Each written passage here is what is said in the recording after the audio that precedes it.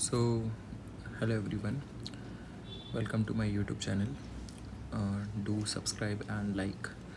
सो आज अपन लोग जो टॉपिक या सब्जेक्ट डिस्कस कर रहे हैं वो MBA सेकेंड सेमेस्टर में, that is the name is business research methodology, short name BRM।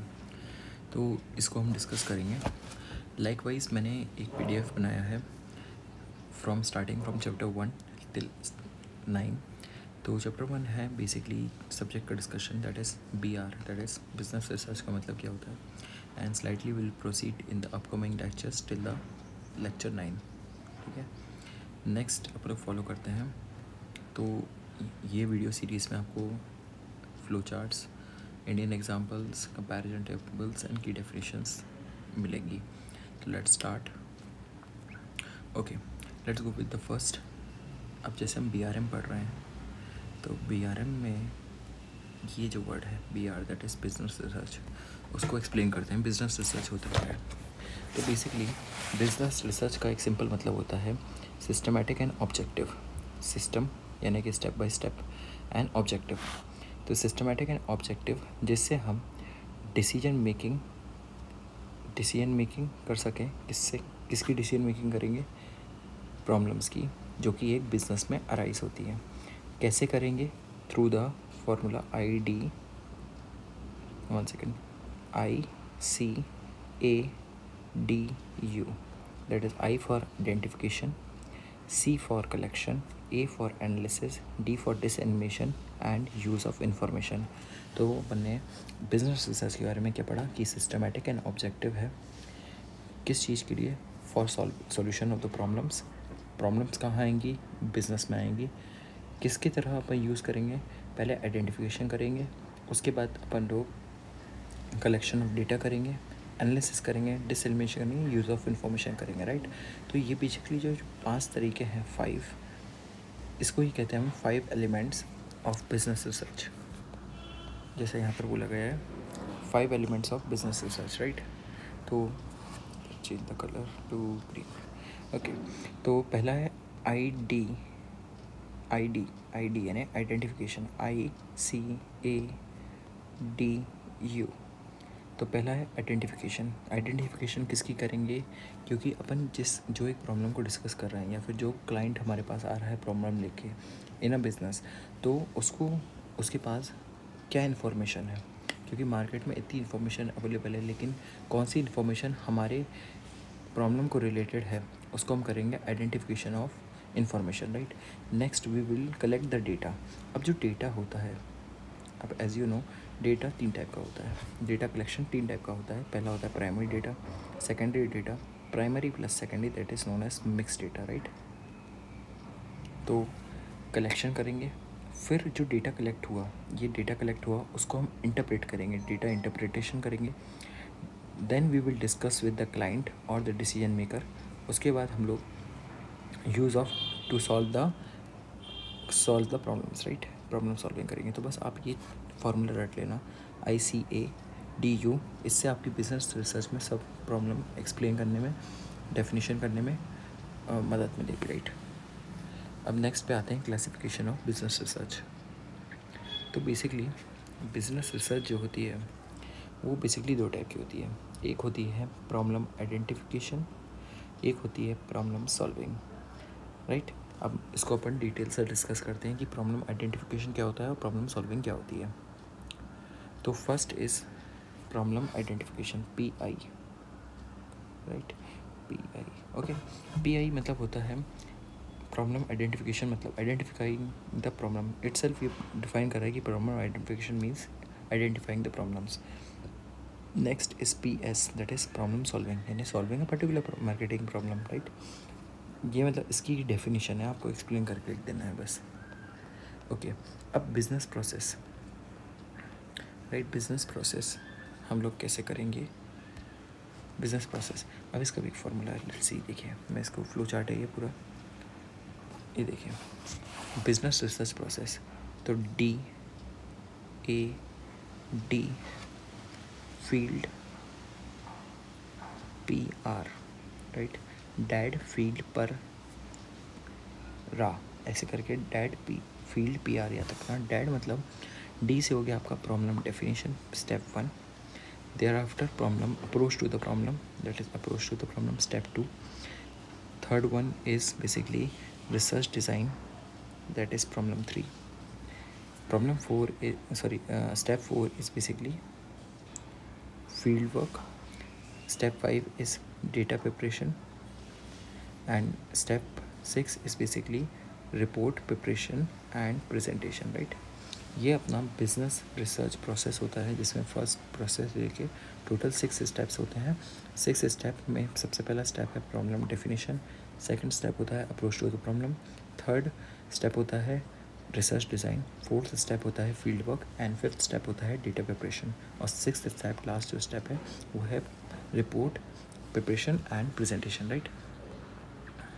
अब अच्छा, चलो मैं इसके लिए आपको प्रॉब्लम सॉल्विंग अगर हमें समझनी है अच्छे से, तो उसके लिए आपको मैं एक बहुत इजी एग्जांपल देता हूँ कि आप अपने आप को, जब आप पढ़ने बैठे हों, अपने आप को एक मोबाइल कंपनी का CEO समझें। जैसे मैं आपको पढ़ा रहा हूँ, तो मैं अभी अपने आप को CEO ऑफ मोबाइल कंपनी समझता हूँ। सपोज़ मैं सैमसंग को समझता हूँ। अब आप सैमसंग का फ़ोन यूज़ शायद कर रहे होंगे। Do tell me in my comment section, ठीक है? कमेंट सेक्शन में बताएं कि सैमसंग का फ़ोन आप यूज़ करते हैं कि नहीं करते हैं। अब सैमसंग को अपना एक नया मोबाइल मार्केट में लॉन्च करना है, तो वो मेरे पास आता है और बोलता है कि मुझे बताओ कि मैं कैसे अपने आप को प्राइस करूँ, कौन से कस्टमर को अट्रैक्ट होंगे, तो आप मुझे एक रिसर्च पेपर या रिसर्च रिपोर्ट प्रिपेयर करके दो। तो बेसिकली सबसे पहले मैं इनसे ये पूछूंगा, जो मेरा क्लाइंट है दैट इज़ सैमसंग, उनसे ये पूछूंगा कि आपका जो न्यू मोबाइल आ रहा है वो किस मार्केट सेगमेंट को टारगेट कर रहा है, राइट? क्योंकि सैमसंग का मोबाइल 10,000 से लेके 1.5 लाख तक का आता है, और वो मोबाइल सब सेगमेंट को टारगेट कर रहा है, राइट? तो आप सपोज़ करिए अगर मैं कोई 25,000 का फ़ोन में लॉन्च करना चाहता हूँ, तो मैं वो टारगेट देखूंगा कि वो मिड रेंज में आ रहा है, लोअर रेंज में आ रहा है, या फिर एक बजट फ्रेंडली रेंज आ रहा है, राइट? अब प्रोडक्ट रिसर्च क्या होती है? प्रोडक्ट रिसर्च में हम जो मेरा 25,000 का मोबाइल है उसकी हम टेस्टिंग करेंगे, ठीक है? उसकी ब्रांड पोजीशनिंग करेंगे, पैकेज टेस्ट करेंगे, प्रमोशन मतलब प्रमोशन क्यों करते हैं हम? एडवर्टीज़मेंट। तो सिंपली आप एडवर्टीज़मेंट टेस्टिंग करेंगे।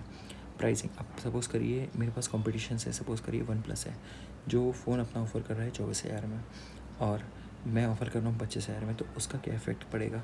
अभी रिस्पॉन्स टू प्राइजेस लिखा हुआ है। सपोज़ करो मैंने अपना लॉन्च ऑफ़र में बोल दिया कि जो ये वैसे तो 25,000 का है, लेकिन जो इंट्रोडक्टरी प्राइस में लेगा तो मैं उसको 23,000 में दूंगा फ़ोन। तो ये चेंज हुआ, ये 2,000 कौन बेयर करेगा? अगर कस्टमर का रिस्पॉन्ड हाई है तो ये 2,000 ऑटोमेटिकली बेयर हो जाएगा, इसलिए प्राइसिंग रिसर्च करना बहुत ज़रूरी है। फिर नेक्स्ट है डिस्ट्रीब्यूशन। अब डिस्ट्रीब्यूशन करना है सैमसंग को, तो कैसे डिस्ट्रीब्यूशन करेगा?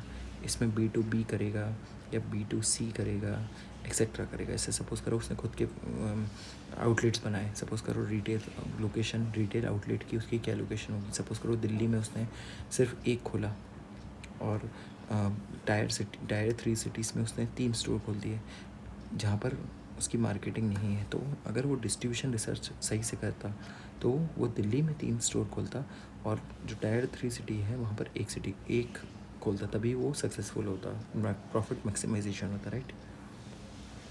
अब अच्छा, अब देखना IMRB बेसिकली ये इंडिया की लार्जेस्ट मार्केट रिसर्च एजेंसी है। फिर अमूल दूध पीता है, जो अमूल का दूध आता है वो बेसिकली क्या करता है? प्रॉब्लम आइडेंटिफिकेशन रिसर्च करता है। क्यों करता है? ताकि वो अपनी ब्रांड इमेज और Tier 2 सिटी में अपनी मार्केट शेयर बढ़ा सके। फ्लिपकार्ट है जो वो प्रॉब्लम सॉल्विंग रिसर्च करता है। क्यों करता है? ताकि वो सेल्स के दौरान, जैसे बिग बिलियन डे सेल्स आती है फ्लिपकार्ट की, तो बेसिकली उसमें कैसे कस्टमर अट्रैक्ट करेगा, तो Flipkart basically problem solving research use करता है, राइट? नेक्स्ट देखो, अच्छा अब देखिए, जो सप्लायर्स, ये 3 टाइप की सर्विसेज होती हैं, सप्लायर एंड सर्विस सप्लायर्स। तो बेसिकली 3 टाइप की होती है। इंटरनल, अब जैसे कंपनी है, सपोज़ करो एक कंपनी है, तो कंपनी के अंदर क्या क्या होते हैं? कंपनी के अंदर HR होता है, फाइनेंस होता है, मार्केटिंग होता है, सप्लाई चेन मैनेजमेंट होता है, ठीक है? सप्लाई चेन तो बेसिकली इंटरनल्स में आएंगे ये, ठीक है? फिर फुल सर्विस एक्सटर्नल यानी कि कस्टमर रिस्पॉन्ड कैसा होगा सोशल मार्केटिंग, लाइक अपन ने देखा है कि इंस्टाग्राम पे जब कोई रील डलती है तो अगर हम जोमेटो को टैग करते हैं तो वो रिप्लाई करता है, जिससे वो कस्टमर का एंगेजमेंट देखता है, राइट। फिर लिमिटेड सर्विस एक्सटर्नल, इसमें क्या होता है, एक्सटर्नल एजेंसीज होती हैं, वो कंपनी को अप्रोच करती हैं कि हम आप पे रिसर्च करना चाहते हैं टेक्निकल और एनालिटिकल स्किल्स पे, राइट। तो ये अपनी 3 टाइप की सर्विसेज हो गई। नेक्स्ट देखिए, अच्छा, किसी को कैरियर बनाना है मार्केटिंग रिसर्च में, राइट। मार्केटिंग रिसर्च में अगर किसी को कैरियर बनाना है तो उसको ये है पूरी पोस्ट। सबसे लोअर वन है director director of field work, right. तो ये क्या करेगा, सिलेक्शन, ट्रेनिंग, सुपरविजन, यानी ये HR मान लो, HR इन मार्केटिंग, ठीक है। मार्केटिंग यानी कि फील्ड वर्कर्स अपॉइंट करेगा। फिर नेक्स्ट स्टेप ना सीनियर जूनियर एनालिस्ट। अब एनालिस्ट नाम से ही क्लियर है कि एनालिसिस ऑफ डेटा एनालिसिस करेगा, राइट। फिर स्पेशलिस्ट, अब डॉक्टर जो होता है, सपोज करो डॉक्टर होता है वो स्पेशल होता है, हार्ट डॉक्टर अलग होता है, बोन डॉक्टर अलग होता है, आइज़ डॉक्टर अलग होता है।